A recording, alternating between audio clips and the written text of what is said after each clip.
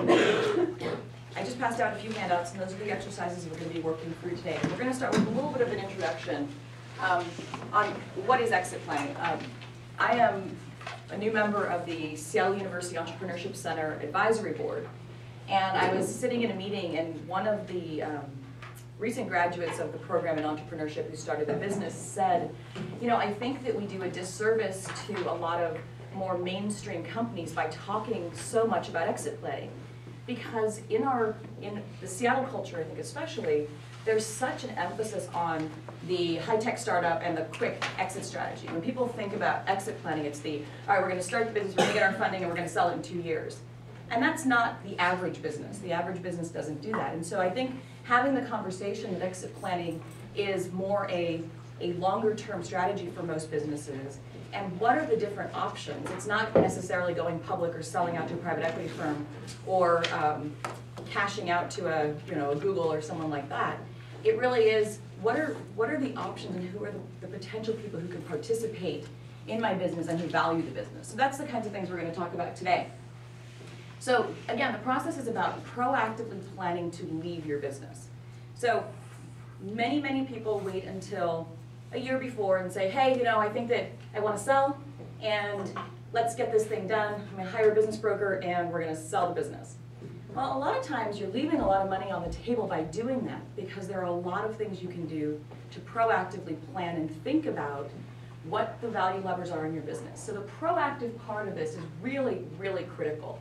Thinking ahead, 5 years or so to say, what is it that we need to do to this business to make it not only the most value that it can be, but also how does it fit into my retirement plan? What does this business look like in my whole portfolio of assets?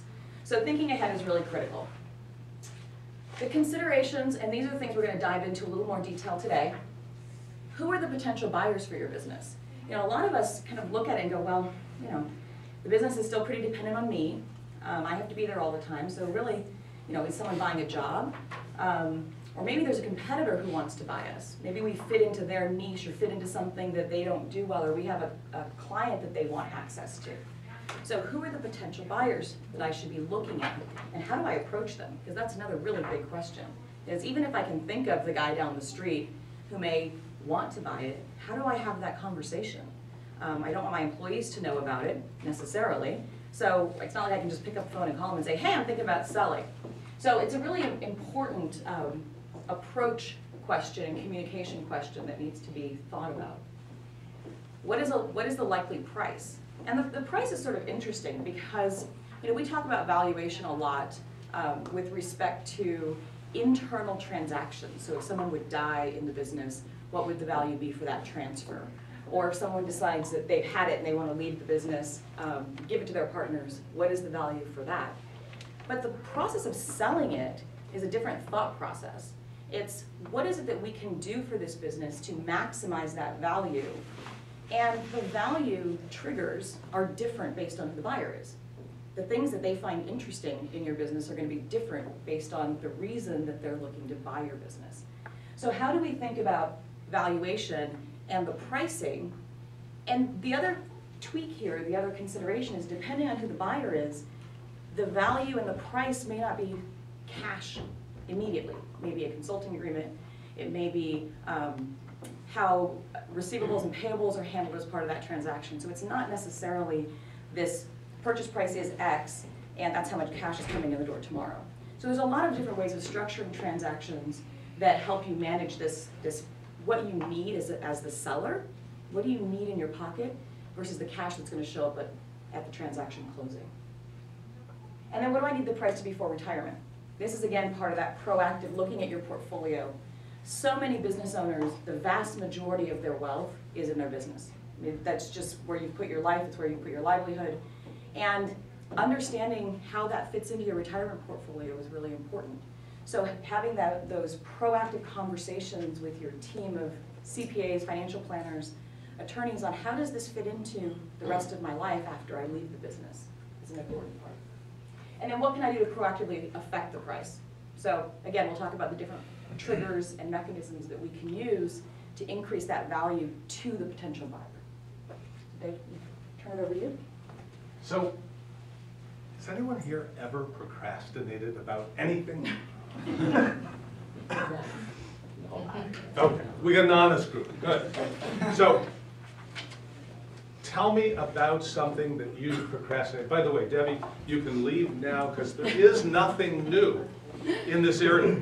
There is nothing new, whether you go to a financial services presentation on exit planning, a legal and business one like this one, there is nothing new. It's about you. And my retirement could be set for, if I got $1 for every time a client or potential client said to me, I had a company to run, or I'm trying to get a company, I'm trying to buy a company. I'll worry about that later. So take a minute. Tom, what's the most recent thing you've procrastinated about? Getting here. Okay. Why did you procrastinate about it? Why did you wonder whether you'd show up this Well, morning? because when do you start that process? There's no line in the sand that says now's the time. So one of the things that you didn't have was clarity. Am I right? Yeah. Okay. Let's just go around the room a little bit. Earl, what have you procrastinated about? I know what the essential few are. I spend time doing almost everything else but. I'm sorry, one more time.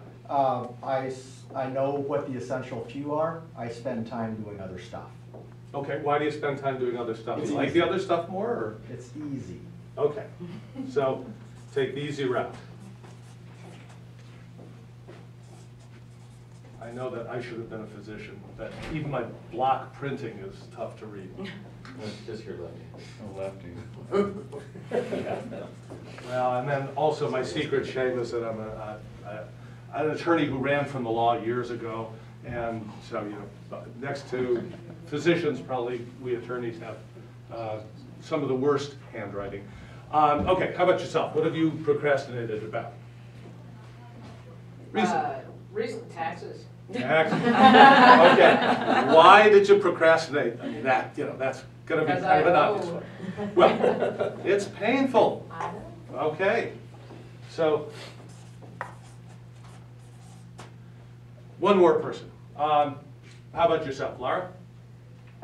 I find that I tend to procrastinate more in my personal life than my business, and so the list goes on and on and on. I mean, So you're there's- using your business as an excuse Yes. not to have a social or a personal life. Exactly. Okay. Exactly. So why do you do that? I haven't quite figured that out yet. Okay. And that's not only legitimate about procrastinating, but each one of these things has a lot to do with why we don't plan. So let's get some clarity this morning. Let's talk about what makes this an easier route, what reduces the pain, and what takes away the question marks. Okay, so why don't we do it? Is there anyone here who believes that they will die at their desk or fab machine or at someone's house fixing something? Okay, so you've got your plan all set. For the rest of us, we're gonna have to figure out why we're doing this. And no matter how many seminars you go to around exit, it's this part that stops people. So do we have, I think we've got some, I got the battery. oh, you did? Yep. Okay, so you've got in front of you a 3-page thing. Can I borrow this for a second? First exercise, and whatever you do, you can't look at pages 2 and 3. Because this is only page 1. Oh, we've already blown it.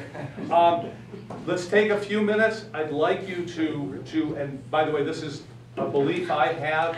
I believe that you have the answers, and my job, our job this morning is to pull those out, get clarity, and with that clarity and focus, we'll get breakthrough. This is an exercise I'd like you to take 5 minutes on. We will not finish any of these exercises this morning, but you will leave this morning, if you've taken the time to do each of these exercises, with the rudiments of a plan that you can begin.